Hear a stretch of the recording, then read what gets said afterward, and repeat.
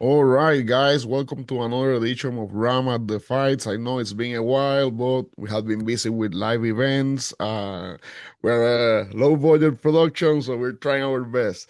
Today we return with a very special guest all the way from South Africa. He will be participating in the first PFL event in Africa. It will be at Cape Town at the Grand Arena GrandWest.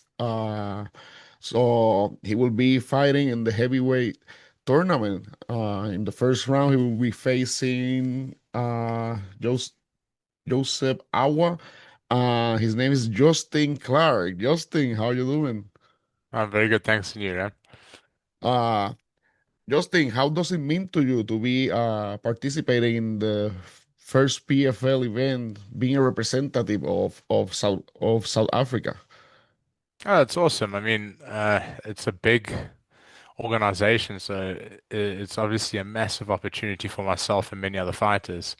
But also feeling a little bit of the pressure because we've got to make it happen. We've got to make this event really awesome, which will obviously bring a lot of many returns.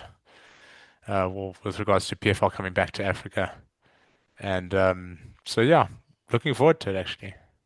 And not only the first global event in Africa, you will be in the same car as names as big as Johnny Evelyn, Dakota Ditchiva, uh, McKee will be there too. It's a great opportunity for you to display your skills and the whole world to see it, right? No, exactly. So there's even what Francis Ngannou is going to be there. So massive, massive event. So the hype in South Africa right now, you can feel it starting to rise, and everyone's getting really, really excited. So absolutely looking forward to it. Uh, Francis is like I think the president or something in charge of PFL Africa. Had you ever have interaction with him? Had you met Francis before? Never, no, Oh, no, okay. that not many people come visit us this side of the world. Oh, So okay. yeah, that's Okay. why it's a massive, massive event. First time Yeah. this is happening. No, hopefully after this, you guys show your skills there. Hopefully happening often, right? Uh, you're currently 2-0. You have like two quick finishes. Your debut wasn't last year, 2024. Since your debut, how your skills has been evolving and growing since at this point since your debut?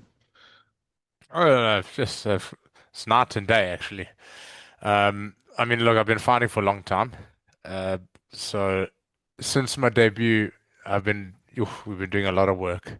And I train out of CIT MMA in Pretoria, South Africa. I don't know if you have heard of the gym before. Yeah. So we grind day in and day out. So I'm a completely different fighter from where I was last year when I debuted. So Team CIT, I know about it because the name of Dricus Duplessis. I think his brother too trained there. How has been training with probably right now the highest representative of South Africa and the champion of the world. It's brutal, man. You know, I mean, look, it's good. It's good. We always held to a high standard, and that's why I Oh, say the growth is amazing. Because if you're training with them every single day, you can't mess around. It's as I said, we're being held at a really high standard, and we got to perform. So as he grows, so do we. Um, and it also just gives you as a fighter confidence. Like, yes, actually on a day-to-day basis, I hang around with a world champion, with a UFC world champion, and I survived. yeah, yeah. Oh man. And you said you were before your pro debut. Did you find you fought also? Correct me if I'm wrong. Probably, well, did you find also like kickboxing before MMA? Yes, yes, I was come from a kickboxing background, kickboxing and a little bit of Muay Thai. So I did kickboxing from 2014. I've been fighting Okay. kickboxing, and then in beginning of 2023, I made the transition over into MMA. How Justin Clarke got into the combat world, the combat sport world? How were your beginnings? Sorry, come again, Oh, please. so how you start in combat sports? About How did I start in yeah, combat sports? Yeah. yeah. It's just a long time ago. I was in primary school still, and I was introduced. I was at school, and these martial artists, Kyokushin. I don't know if you're familiar with Kyokushin karate. They came to our school and did this demonstration to recruit kids, obviously. And then I was like hooked. I said to my parents, "Listen, I need to go do this." And then started in Kyokushin karate.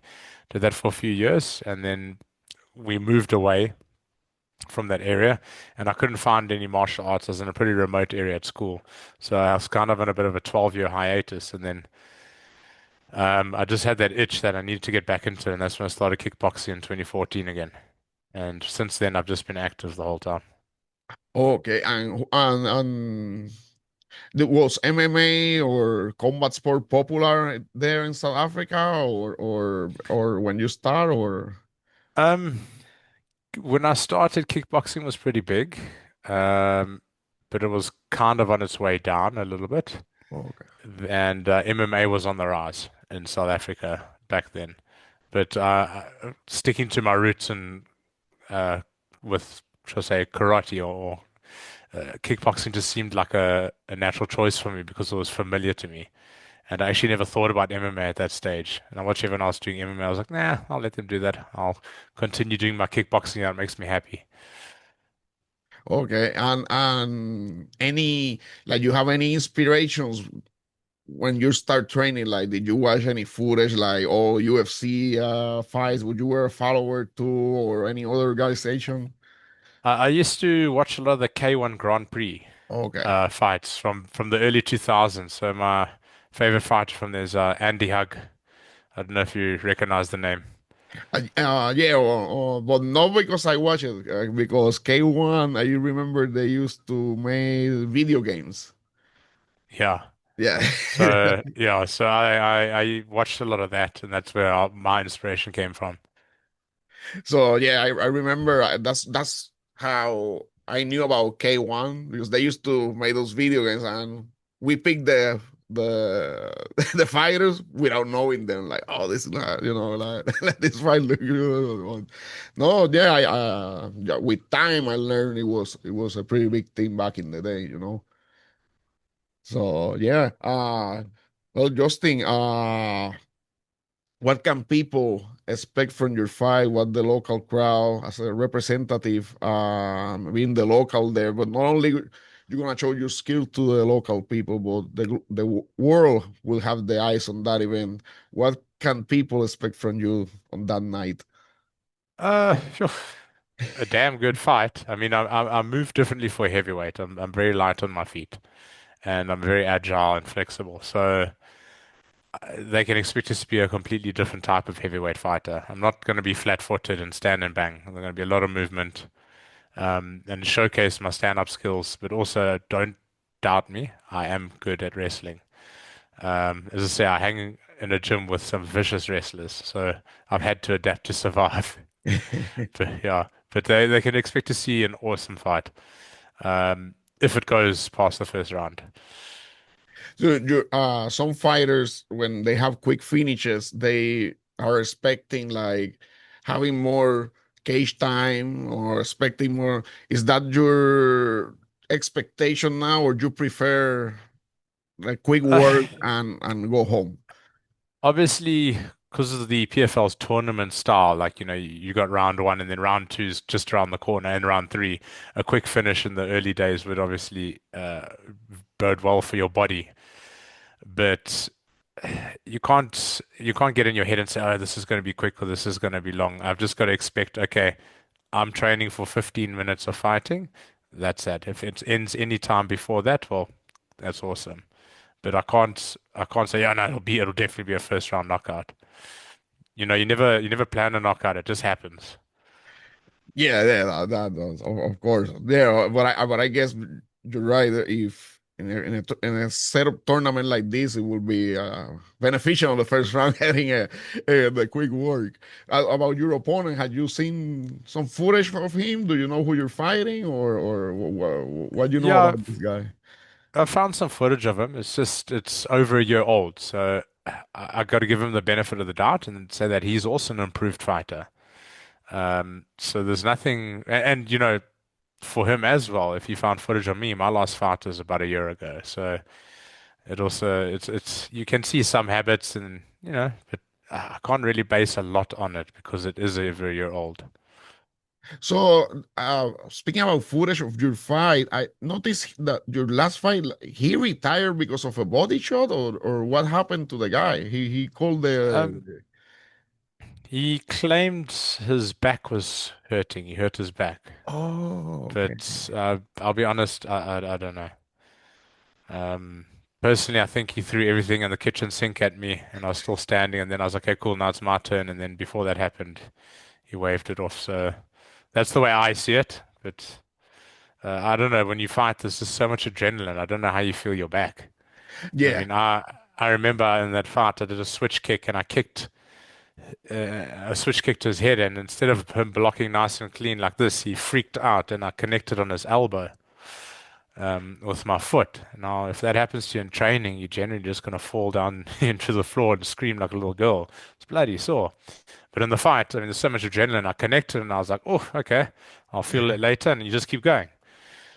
As I say, there's just so much adrenaline. So to say, oh, my back, I don't buy it. But yeah, that's on him. yeah. I also I don't like to judge, and I'm no fighter. Well, it looked like that. It looked like that when I saw the footage. I was like, Yeah, I don't think he wanted to be there, you know. yeah, But it is. yeah.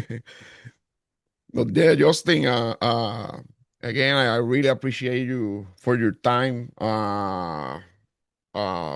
I think we cover everything in this interview. What I wanted to ask.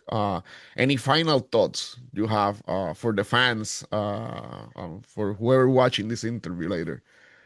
Yeah, guys, log in, watch stream or wherever you can stream the PFL, and you know, get ready for a night full of action. And pay attention to my fight. You'll see, I will show you I am a different type of heavyweight. There you So got it, looking guys. forward to it. There you got it, Justin Clarke. Justin, where can people follow you?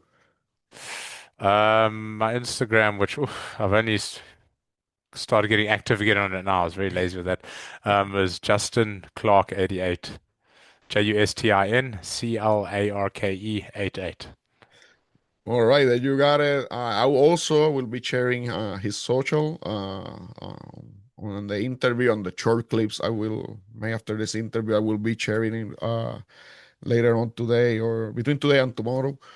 Justin, once again, thank you for your time. All the way from South Africa here, here in Wisconsin, in United States, very early. Appreciate for your time and thanks everybody. Remember to like the interview and subscribe to the channel. It's a pleasure, man.